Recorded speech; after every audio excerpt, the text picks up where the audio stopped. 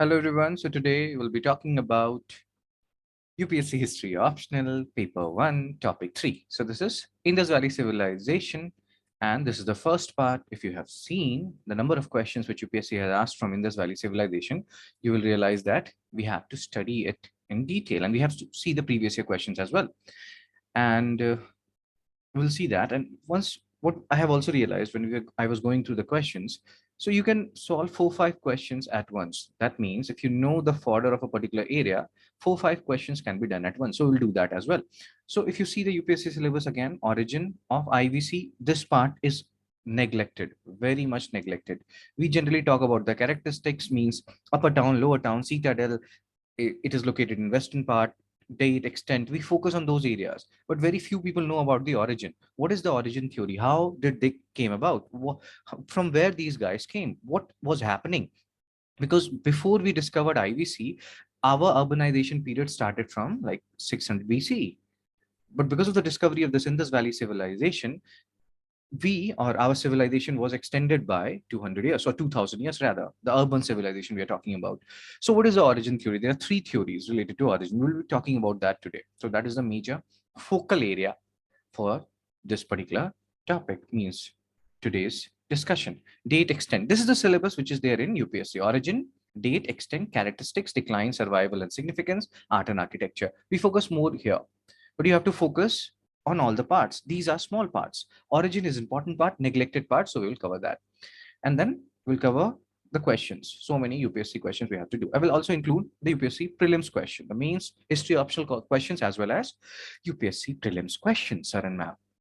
Now, what we have to do today? What are the topics which we have to cover today? So we have to talk about the theories related to origin of IVC, Indus Valley Civilization, which is also known as Harappan Civilization. So what are the different theories? First theory is theory of sudden origin, which is also known as Mesopotamian origin or Sumerian origin. So what is the theory? What this theory talks about, we'll talk about that as well. Sumerian origin. The next theory, that is Aryan origin, is totally discarded, but we'll talk about that as well. And the most accepted theory, that is theory of gradual evolution. We have to talk about that as well.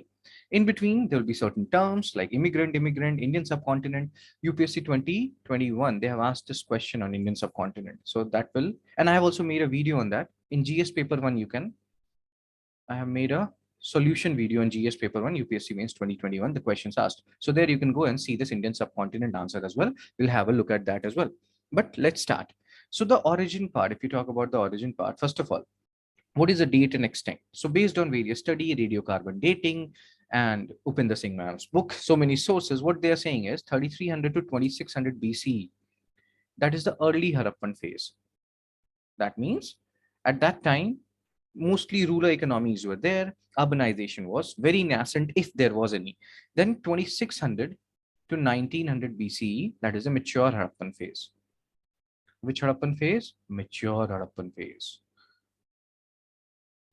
Then from 1900 to 1300 BCE, that is the late Harappan phase, when mature Harappan phase means this is the best period, like this is the best phase of our life. And this is the best phase of Harappa's life, the mature phase. The late phase means the decline has started. So everything has a starting point, middle point, and the ending point.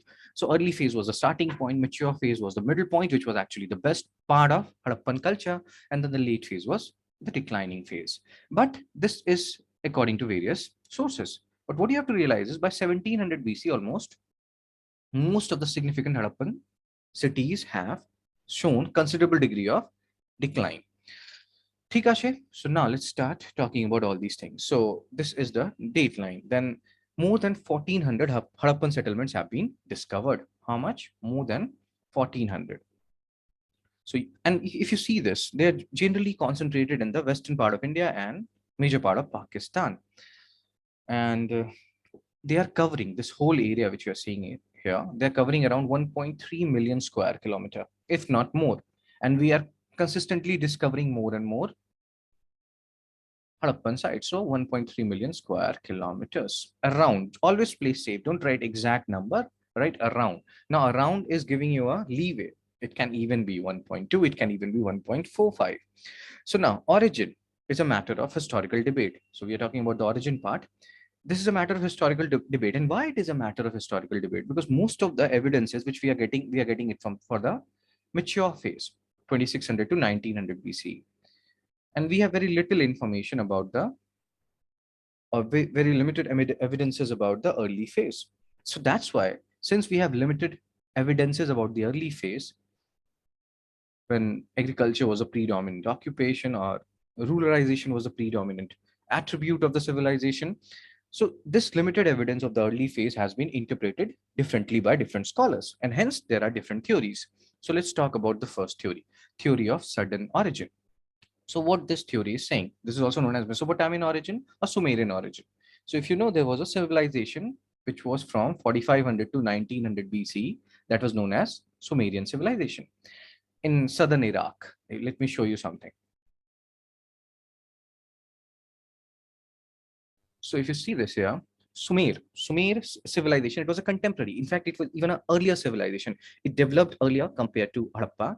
And because it was also contemporary, major portion of Sumerian civilization is related to what would have happened. So according to a group of historians, archaeologists, what they're saying is, and yeah, hopefully you are able to see it now. So this particular Sumerian civilization, if you see this, according to Wikipedia, this is the timeline, 4500 to 1900 BC. And so this theory, the theory of sudden origin, says that this Harappan culture was established by a group of foreigners coming from Sumerian civilization. So they came from the southern Iraq portion, they came to Indian subcontinent, and they spread this Harappan civilization. Or it led to the development of the Harappan civilization. These immigrants, they had the knowledge of the urban life because they were living in towns and cities for a long time, as Sumerian civilization has developed earlier.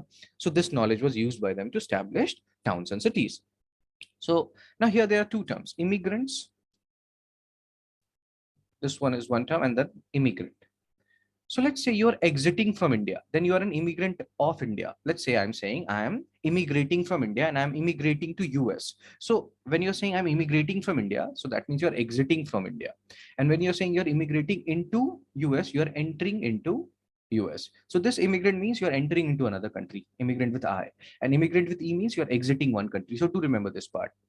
So, and now Indian subcontinent, what does the Indian subcontinent term means? Hope you're understanding this Sumer civilization. Now, let us go back to what we were doing, and then we'll try to understand things. So this is the part we're talking about, the continent part. UPSC 2021 has asked this question. It includes India, it includes Pakistan, it includes Bangladesh, Nepal, Bhutan, Sri Lanka, Maldives, but it does not include Afghanistan, Indian subcontinent. No Afghanistan. When you include Afghanistan, it becomes South Asia. So Afghanistan is not included in Indian subcontinent definition. So now this theory of sudden origin, who put forward this particular theory? Very eminent personalities like Sir John Marshall. He put forward this theory. Then Mortimer Wheeler.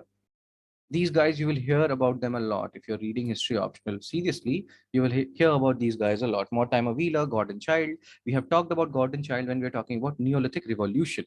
What he said, why Neolithic period was not a evolution, but a revolution.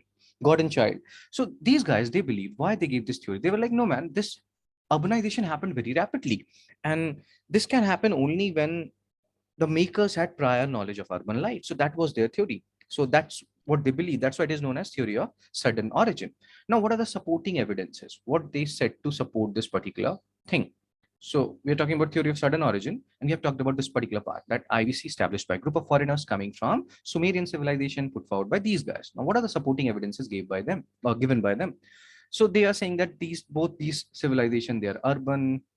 Both of them are using seals and sealings. What are these seals? They're like stamps, and they were there on the packed material to authenticate those packed material. Then they were saying that burnt bricks were being used by them. They were using bronze. They were contemporary. All these things, all these points have been given to cite that these Mesopotamian people, they were responsible for the origin of Harappan culture. Now, criticism part. So what are the criticism? How will you criticize it, and why this theory was discarded? So similarities, according to various other scholars, they are superficial. These similarities, whatever you are seeing, they're superficial. And there are so many differences between these two civilizations, and they're deep rooted and fundamental. So first of all, Harappan cities, they are well planned. These cities were well planned. Mesopotamian cities, they were showing haphazard growth. So this can be your first point when you're talking about the criticism. The second point is If you talk about the Mesopotamian script, there are around 900 signs in the Mesopotamian script, 900 signs. And they have been deciphered. That Mesopotamian civilization, their writing have been deciphered. Harappan culture, if you talk about the Harappan civilization, their script, they have around 400 signs and they have not yet been deciphered. And that is a major issue with Harappan civilization. Whenever and wherever we are able to decipher this particular script, it will help us a lot in understanding their so many things associated with Harappa. Then there are different potteries. Then Harappans were using burnt bricks on a bigger scale, on a far bigger scale than the Mesopotamians. So there are so many differences, and these fundamental differences, they indicate that both civilizations were not work of the same group. So that's why this theory of foreign origin fails to explain the emergence of Harappan culture satisfactorily. So this is the point. This is the first theory. Now let's talk about the second theory, theory 2, Aryan origin. So this is the most discarded theory, this Aryan origin theory. So according to this theory, this Harappan culture was built by Vedic Aryans. Vedic Aryan guys, they built it. And this was put forward by various, some of them were archaeologists, some of them were nationalist historians like T.N. Ramachandran sir. T.N. Ramachandran sir. Then there was A.N. Pusalkar. A.N. Pusalkar. Then S.R. Rao. K.N. Shastri. These guys, they gave this particular theory of Aryan origin. And here they are saying that, and again, so they are saying that these Harappan culture, they were built by Vedic Aryans. And they were, one concept they were saying is that these guys, they're occupying the same geographical area. If you see the early Vedic period, we'll talk about it later on also, that these guys, these early Vedic period, they were living in Sapta Sindhu area. This word again you will hear a lot. Sapta Sindhu means Indus River, it's 5 tributaries and Saraswati River. So Sapta means 7. And if you see the Indus Valley civilization, you can see a similarity here. They were occupying similar geographical area. Then there is a settlement which is known as Bhagwanpura. It is in Haryana. Bhagwanpura in Haryana. It is showing evidence of both Harappan culture and Vedic culture. So it is showing the overlapping of both these culture. Let me show you something. Bhagwanpura, it is a Bhagwanpura which is there in Kurukshetra, Haryana. So if you see this, the both late Harappan and painted grey ware, which is actually a Vedic people culture, they are overlapping here. So junction of two great civilizations. So they can even ask you which of the site, even in prelims, they can ask you which of the site shows an overlap of two great civilization. So the answer is Bhagwanpura, Haryana. Late Harappan culture, 1700, 1300, and late Harappan and PGW culture between this. So there is an overlap. So that's why they are saying that they were coexisting. So maybe these Vedic Aryans, they created this, or they built this Harappan culture. Then both of them practiced agriculture according to this theory. Then they worshipped fire, and water was held sacred by both. Animal worshipping was carried out by both. So all these evidences were cited or given by these historians and archaeologists to support the Aryan origin theory. Then what is the criticism? This theory was never taken seriously. Why? Because both Vedic and Harappan culture, they represented different types of life, man. Vedic Aryans, when you're talking about these guys, they were nomads in beginning. They used to fight over cattle, and we'll talk about them, how the later Vedic period was different from the early Vedic period. But Harappans were living a very well-settled life. Vedic culture was mostly ruler, but Harappans were living in flourishing towns and cities. So much stark differences. Vedic Aryans, they survived on pastoral and agriculture, but Harappans were having an urban civilization. That means that they were having, or they were doing secondary and tertiary activities, economic activities. So that's why this theory was discarded. This theory too means out of these three theories, this is the most discarded theory. Now let's talk about third theory of gradual evolution, which was put forward by Fair Service. Now this Fair Service, again, if you are reading history optional very seriously, you will hear about this sir a lot. So this is Walter Fair Service, American archaeologist, and he is like written so many books, very much fascinated by Indian culture, Indian history. So if you see this, his books, his writing, Before the Buddha Came, The Roots of Ancient India, Ancient Kingdoms, even when you're reading The Decline of Harappan Civilization, you will hear about this, that is Fair Service. So theory of gradual evolution, even the decline theory, the theory which was given by Fair Service is most accepted. Even the origin theory, the theory which was given by Fair Service, among others, is most accepted. So what is this theory of gradual evolution saying? So remember Neolithic culture, we're talking about this in the previous pre and proto history videos, we have talked about this. So Neolithic, we have seen Mehergarh. Nausado is very close to Mehergarh, if you can see this. So Mehergarh, the earliest evidence of cotton and then your wheat cultivation was found. So what was happening? Initially, people were living here in this area, Mehergarh and Nosado area, and they were practicing agriculture. But this area was not very, did not have too many rivers and all those. So it became, later on, it became semi-arid. So because of this, people started migrating towards Indus Valley. So this is the theory of gradual evolution, that people started migrating towards Indus Valley, which was much more fertile, which had too many rivers, which led to agriculture surplus, because now agriculture was becoming a productive affair. And because of this, since agriculture surplus was there, people had time, so they were engaged in other activities, art and commerce activities, which led to development of secondary and tertiary activities, which led to further development of trade and commerce. ठीक है? So art and craft, not art and commerce, art and craft. Hope you can understand this.